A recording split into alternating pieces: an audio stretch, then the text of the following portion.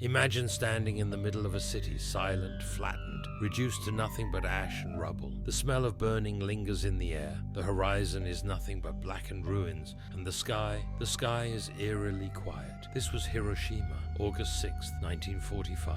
Just a few hours earlier, it was a thriving city, but in an instant, over 140,000 people were erased. A single bomb dropped from the sky, shaped by human hands, designed with one purpose: destruction. And this was only one moment in mankind's bloodiest history. In 2013, a study by the Peace Research Institute Oslo attempted to count the total number of lives lost to war throughout human history. The estimate, over 150 million lives. This number, while staggering, only scratches the surface of the suffering, destruction, and devastation that wars have unleashed upon the world. Millions of lives lost, cities reduced to ruins, and generations left to deal with the aftermath of our brutality. It's a history that is soaked in blood. Today we explore the darkest pages of human history, an era marked by bloodshed, conflict, and the haunting lessons we never seem to learn. Imagine a world where the only law is strength, where the land you stand on can be taken at any moment by an enemy with more soldiers, more weapons, and no mercy. This was life in ancient times. The first war ever recorded,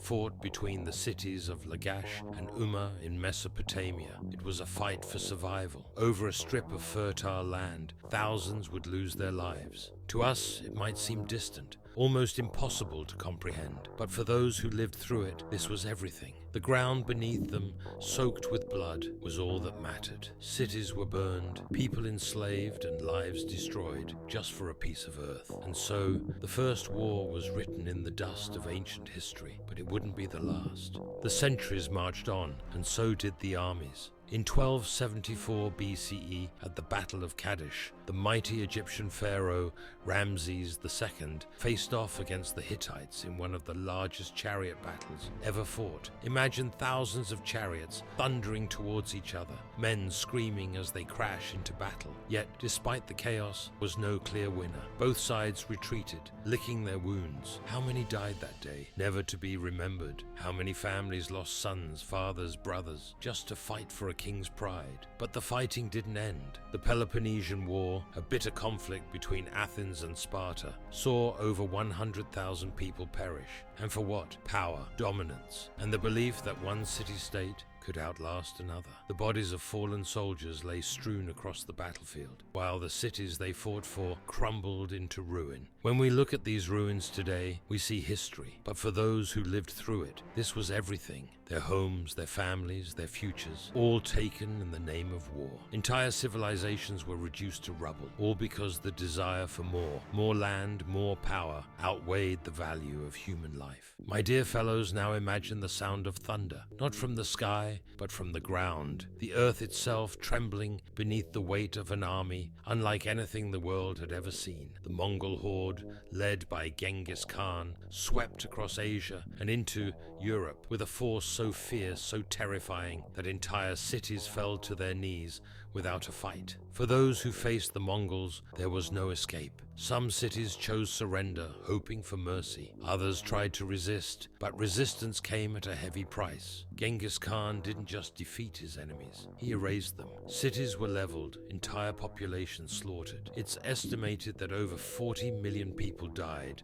during the Mongol conquests. 40 million. Can you imagine? That's the population of entire countries wiped off the map. Their names, their cultures, their histories, gone. And yet in the eyes of Genghis Khan, this wasn't cruelty. It was strategy. He believed that fear was his greatest weapon, and he wielded it with brutal efficiency. His goal wasn't just to win, it was to make sure no one would ever challenge him again. By the time his empire stretched from the Pacific Ocean to Eastern Europe, he had reshaped the world in his image, a world of power, built on the ashes of those who stood in his way. But at what cost? Behind every victory was unimaginable suffering, pain that echoed through generations. Millions dead, cultures erased, and cities that would never rise again. The Mongol conquests left behind more than just destruction. They left a scar on human history, a reminder of the depths of violence we are capable of. But at what cost? It was called the War to End All Wars, but no one could have imagined the horror that lay ahead. World War I, a conflict unlike anything the world had ever seen, dragged entire nations into chaos. Men who thought they'd be home by Christmas found themselves trapped in the mud, watching their friends and brothers fall one by one. Over 16 million lives were lost. 16 million. Each one a father, a son, a husband, gone, swallowed by the brutal machinery of modern warfare. Trenches stretched for miles, but the distance between hope and despair was much shorter. Gas, machine guns, tanks, new inventions designed to kill faster, more efficiently, turning the battlefield into a slaughterhouse. And for what? The lines barely moved. Thousands died for inches of ground that would be lost again in the next offensive. The pain of those years still haunts us. A generation wiped out in a conflict that promised peace, but delivered only death. But it wasn't the end. Barely 2 decades later, the world would be plunged into a new nightmare. World War II. This time, the death toll would be even higher. Over 70 million people gone. Cities were no longer just battlefields. They became targets. Bombs rained down from the sky, turning homes, schools, and hospitals into ashes. And then came Hiroshima and Nagasaki. In a matter of seconds, entire cities were vaporized by nuclear fire. Tens of thousands of people, many of them civilians, disappeared in the blink of an eye. Their shadows burned into the ground. The world had crossed a line. We had unlocked the power to destroy not just armies, but entire populations. For those who survived, the pain didn't end when the bombs stopped falling. The scars, both physical and emotional, would last a lifetime. Families torn apart, children left orphaned, and entire communities erased. The world watched in horror as the true cost of war was revealed, not just in the number of lives lost, but in the destruction of everything that made life worth living. 70 million lives, each one a story cut short, each one a family left behind, waiting for a knock on the door that would bring news no one wanted to hear. War didn't just take lives, it stole futures, dreams, and the chance to live in a world where peace was more than just a distant hope. World War I was meant to be the end of all wars. World War II was meant to teach us the true cost of conflict. But have we really learned? 70 million lives, gone in the blink of an eye, lost to the greed, hatred, and violence that continue to plague us to this day. The world wars left a scar so deep it's carved into our collective memory. The pain, the suffering, the unspeakable loss, it's all there, waiting for us to remember, waiting for us to learn. But have we? Or are we doomed to repeat history over and over again? The wars of the past may feel distant, lost to the pages of history books. But the truth is, war never left us. It's here now, closer than we want to admit. The scars of modern conflict are all around us. Cities turned to dust, families torn apart, and lives shattered in an instant. The blood of ancient warriors has been replaced by the silent hum of drones, the push of a button, and the devastation that follows. In places like Palestine, Syria, Afghanistan, and Yemen, war is not just a distant memory, it's a daily reality. Children born into conflict, growing up knowing nothing but the sound of bombs, the sight of buildings collapsing, and the fear that at any moment everything they know could be gone. Can you imagine growing up with the sound of explosions instead of laughter? Modern warfare is no longer about vast armies clashing on battlefields. It's fought in neighborhoods,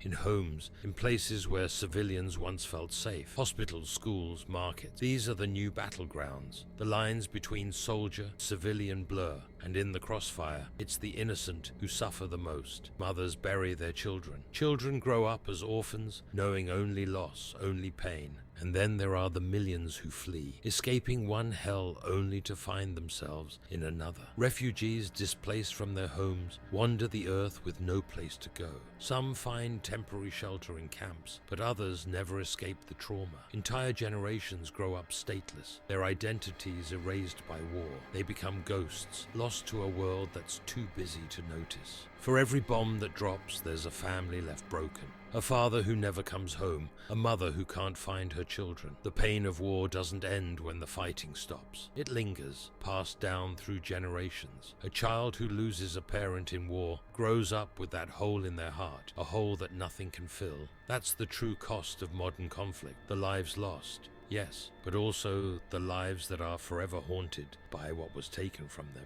And yet we keep fighting, from the jungles of Vietnam to the deserts of Iraq, from the streets of Sarajevo to the hills of Rwanda. The pattern repeats. Wars fought over power, ideology, resources, none of them ever truly ending, only leaving behind devastation. And the question echoes louder with every passing year. Why haven't we learned? Even for those who survive, the war follows them home. Soldiers return with wounds that go far beyond the physical, wounds that no amount of medals or parades can heal. Post-traumatic stress, survivor's guilt, the weight of knowing that while they lived, so many others did not. They wake up at night, drenched in sweat, reliving the worst moments over and over again. There's no escaping the pain. My dear fellows, why after centuries of destruction do we continue to wage war? History is supposed to be our teacher, but time and time again we've ignored its lessons. From the Crusades to the modern day, humans have proven that our capacity for violence is as limitless as our capacity for innovation. We've built machines capable of traveling to the moon, yet we've also created weapons capable of destroying the earth. It seems that the more advanced we become, the more destructive our wars. Think about it. The bow and arrow became the rifle, the cannon became the nuclear missile, and now we have weapons that could end humanity in mere minutes. But here's the most tragic part. War isn't inevitable, it's a choice made by those in power, but paid for by the innocent. Will we ever break this cycle? Will we ever learn that the cost of war is far greater than any political gain